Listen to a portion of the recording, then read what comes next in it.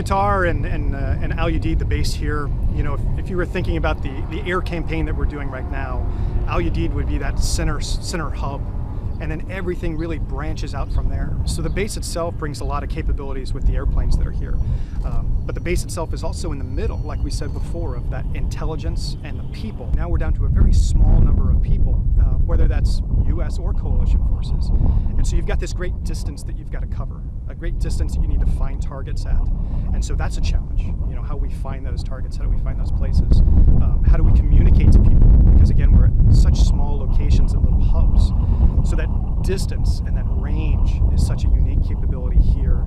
And then obviously operating between two different countries. Obviously one that supports our operations and operations on the ground, another country that you know, we're not actively engaged with, but we're flying in their airspace. And so even the one new war itself, if you will, presents a lot of new challenges. So what I tell people again is pretend that Iraq and Afghanistan, Libya never existed before, and this is an entirely different war.